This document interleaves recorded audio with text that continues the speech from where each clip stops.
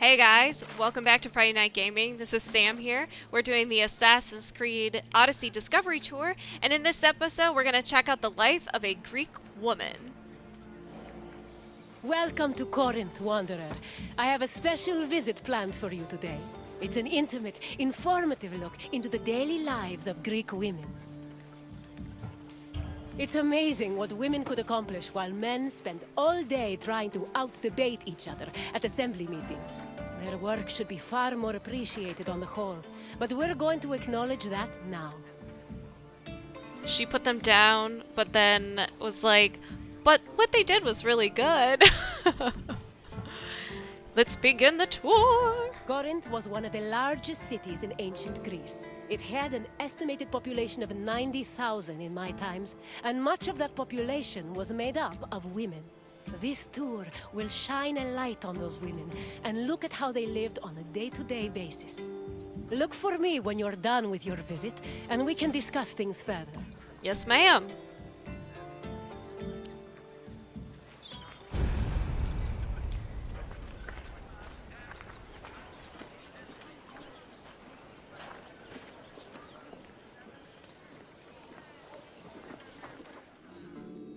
Young girls growing up in ancient Greek cities were usually raised by a nurse. They mostly stayed in the women's quarters of the house, the gunaikon, where they spent their time spinning threads and weaving. While there is not much historical evidence of young girls at play, especially compared to boys, it was still known to happen. For example, an ancient terracotta group depicts two girls playing ephedrismos. This was a competition to see who could strike an upright rock from afar using a pebble or ball. The game's loser had to close their eyes and carry the victor until they managed to touch the same rock with their hands. All right.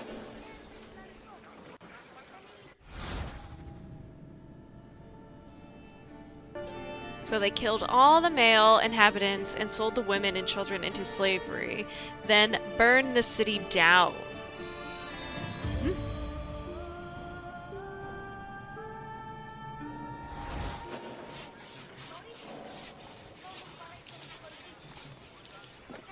Just chilling.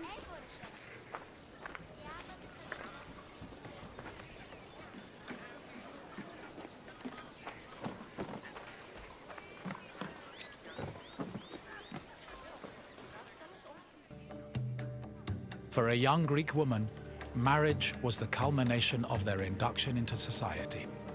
The average life expectancy for women was about 40 years, so most marriages took place when the bride was 14 or 15 years old. The marriage did not require her consent either. Instead, she was passed on from the protection of her father to that of her husband. Married women were not technically citizens at the time and lacked the rights that came with official citizenship. However, they did receive a dowry that only they were allowed to spend, but in the event of a failed marriage, the dowry was returned to the bride's father. After the marriage was consummated, the woman's status changed from being a maiden to a bride. She remained a bride until the birth of her first child, wherein she officially became a woman. Oh, that's kind of interesting.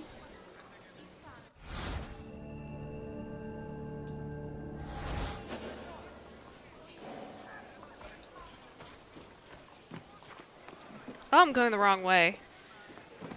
Burp-a-doo.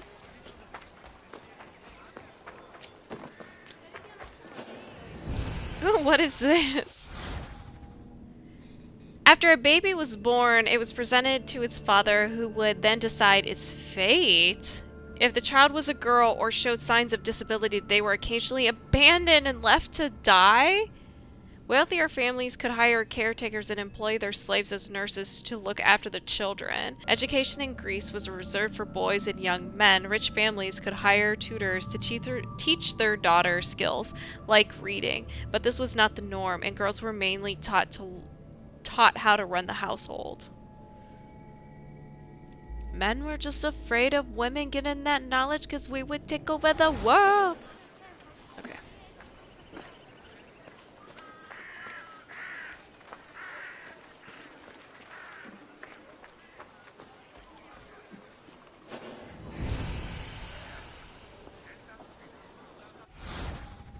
Alright, so Jason falls in love with Medea. They get married. Jason meets a younger woman, ditches Medea, wants to marry the younger woman. Medea gets pissed. She douses that wedding dress in some gasoline and then lights that shit on fire. So either Medea's children were stoned to death as punishment, or Medea killed her children to get revenge. Damn.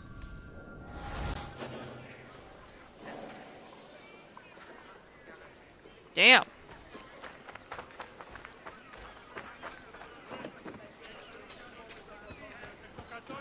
Women living in ancient Greek cities were essentially forbidden from participating in political life, and most aspects of their lives were controlled by men. Their most important responsibilities were running the household and giving birth to children, preferably boys. Most of the time, women's excursions outside of the house were limited to visiting other female neighbors, as per custom. The few exceptions to this strict rule were weddings, funerals, and religious festivals involving women in prominent public roles.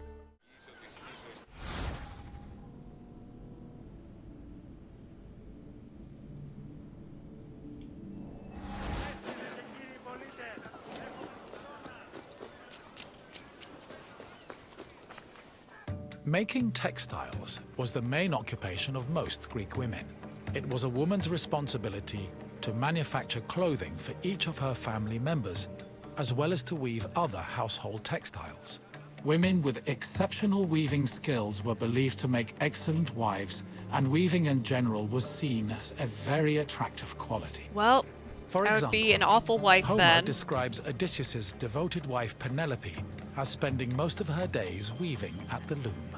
Similarly, many Greek vases depicting women weaving were combined with images of a woman holding a veil, which was seen as the symbol of a bride. Sorry, Mom and Dad. I would never get married back then. I would dishonor my family. Women were also responsible for visiting the tombs of family members. Typically, they brought offerings and tied sashes around the graves.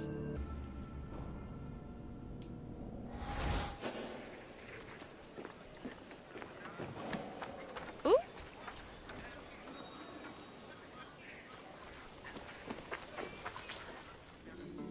Ancient Greek women cooked in their house's kitchen area.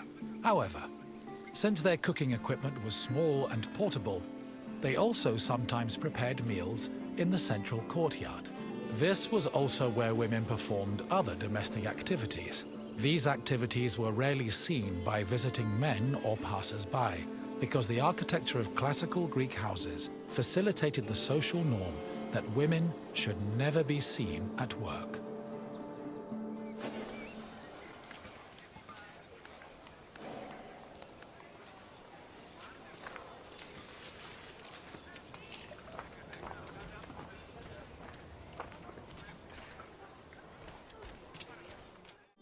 The historian Strabo relays that the Temple of Aphrodite was one of Corinth's most famous landmarks. This was largely due to the temple's female patrons.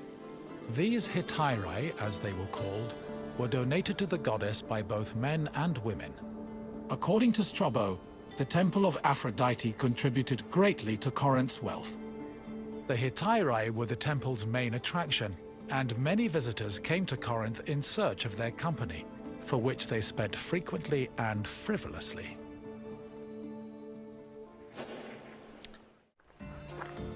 Hello again, Wanderer. I hope your visit was an interesting one. Greek women lived very restricted lives compared to men, but throughout it all, they held on to their strength and dignity. Feeling up for a test? Excellent. Let's begin with an easier question. What was the name of the women's quarters in a Greek home? Oh, man.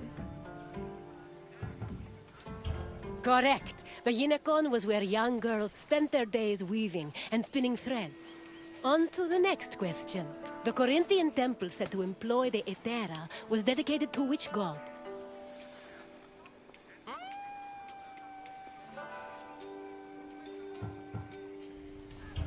No, the temple was not dedicated to Athena. Try a different answer. Is it Aphrodite? Correct. Yeah. Aphrodite was the goddess of love and passion, so it's only fitting her temple served such an amorous purpose. We're almost done. Just one more question. What was the name of Odysseus' wife? Penelope. Boom. Yes, Penelope was Odysseus' loyal wife, who kept at her weaving while waiting for her husband to return from war. You passed the test, Wanderer. Congratulations. Thank you.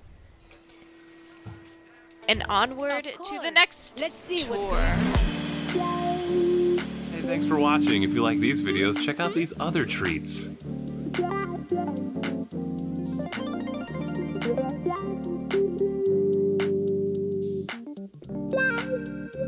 La